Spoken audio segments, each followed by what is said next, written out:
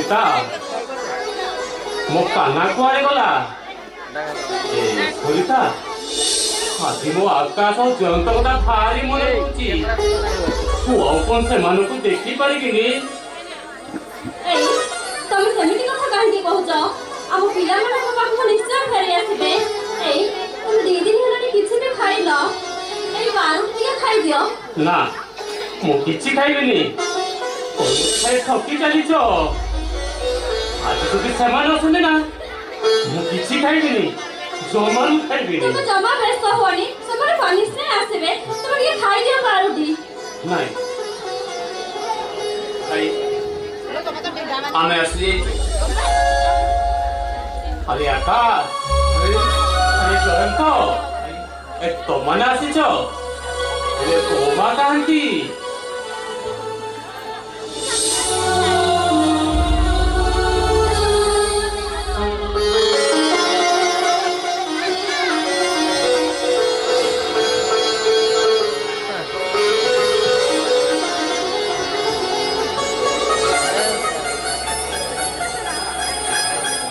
ଯାହଉ ମୁଁ ଆଜି ବହୁତ ଖୁସି।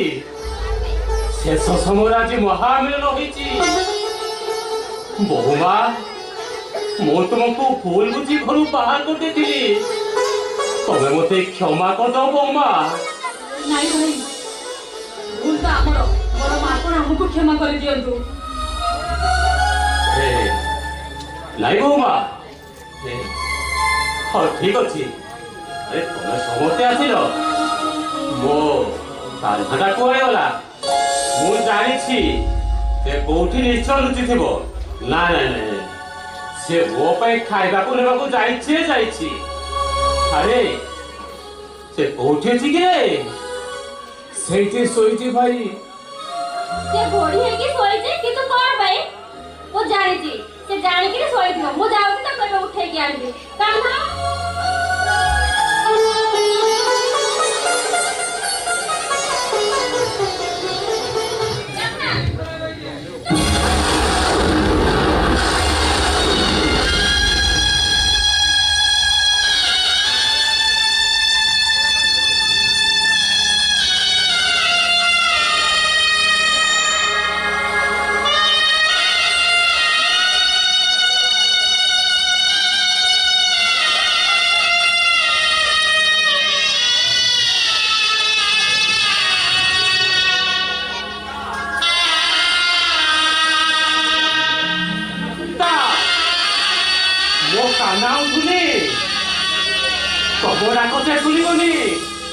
আরে ମୁଁ ଯାଉଛି କାହ୍ନାକୁ ଉଠାଇବି। ଆରେ ମୁଁ ଯାଉଛି।